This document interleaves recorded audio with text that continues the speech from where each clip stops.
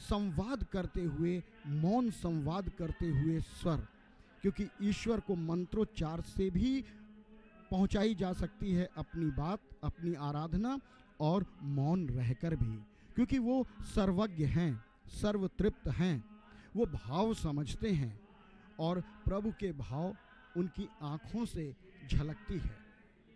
हमारे रामलला एक राजकुमार बालक की तरह रहते हैं। शयन के पश्चात जब उन्हें जगाया जाता है तो उसकी भी एक विधि है। अचानक से जाकर अर्चक उन्हें जगाते नहीं हैं, बल्कि पहले जाकर धीरे से उनके समक्ष जाते हैं और उसी तरह प्यार से, स्नेह से जगाते हैं जैसे माता कौशल्या जगाती थी। उनकी अनुमति लेते हैं, प्रभु प्रातः काल हो गया है, उठिए, आपका समय अब शयन खत्म करके सबको दर्शन देने का है। रामलला और गुरुओं की आज्ञा लेकर अर्चक पहले गर्भगृह में प्रवेश करते हैं, उसके बाद उनकी जय जयकार करते हैं। बालक राम जब उठ जाते हैं तो उन्हें बिस्तर ठीक करते हैं अर्चक, उन्हें मंजन कराते हैं और फिर उन्हें मुकुट और पगड़ी पहनाई जाती है, क्योंकि हमारे बालक राम तो राजकुमार हैं, वो खुले सिर किसी के सामने नहीं आते। उनका भोग लगेगा, भोग में शामिल होते हैं भगवान की रुचि के और मौसम के अनुरूप, जिसमें फल, रबड़ी, मालपुआ, मक्खन, मिश्री, मलाई इत्यादि होती है। वैसे हमारे रामलला को अर्चकों से हुई बातचीत के आधार पर हमें ये पता चला है कि मालपुआ बेहद पसंद है, तो मालपुए का भोग लगता है। उसके बाद मंगला आरती होती है। मंगला आरती के बाद भगवान को कुछ शुभ चीज़ों के दर्शन कराए जाते हैं, राजकीय पद्धति से स्नान कराया जाता है और दिन और उत्सव के अनुसार उन्हें वस्त्र पहनाए जाते हैं। हर दिन के लिए अलग अलग रंग के वस्त्र तय हैं। उत्सवों के अवसर पर प्रायः वो पीले रंग के वस्त्र ही पहनते हैं।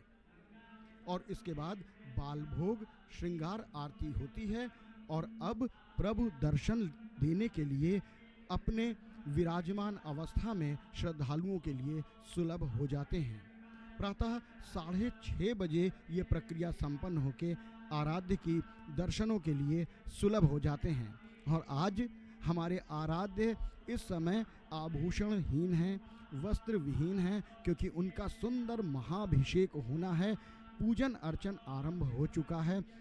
सनातन पद्धति से, शास्त्रोक्त तरीके से एक एक करके अर्चक नियमानुसार उन्हें स्नान करके तैयार करा रहे हैं। माननीय मुख्यमंत्री उत्तर प्रदेश योगी आदित्यनाथ जी का आगमन होना है। महाभिषेक के बाद श्रृंगार होगा भगवान का। उसके बाद श्रृंगार के बाद उनकी महाआरती होगी और ये प्रथम वर्षगांठ इस तरह से पूर्णता की ओर बैठेगी। सामान्य तौर पर अभिषेक, श्रृंगार और आरती के समय दर्शन रोक दिए जाते हैं श्रद्धालुओं के, लेकिन आज विशिष्ट अवसर है और श्रद्धालुओं का एक प्रवाह जिस तरह से श्री अयोध्यापुरी में सरयू के समानांतर कल से ही आ रहा था, ऐसा लगता था कि इतने सारे श्रद्धालुओं को अयोध्या में कैसे स्थल मिलेगा। लेकिन ये हमारे परमात्मा की प्रिय नगरी अयोध्या, अयोध्यपुरी है। इसने ममतामयी माँ की तरह अपने आंचल में न केवल सभी को प्रश्रय दिया, अपितु धीरे धीरे सभी को रामलला अपने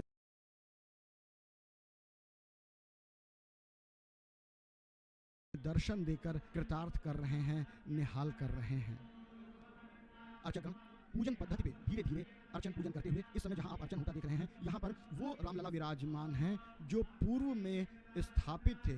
वो 9 इंच के हैं, अष्ट धातु के बने हुए, जो वहाँ पर जिनको पहले स्नान कराया जाता है, उसके बाद जो वर्तमान बड़े 5 वर्ष के रामलला हैं उन तक वो सब सामग्रियाँ जाती हैं और वहाँ पर उन्हें अभिषेक कराया जाता है। ये अभिषेक धीरे धीरे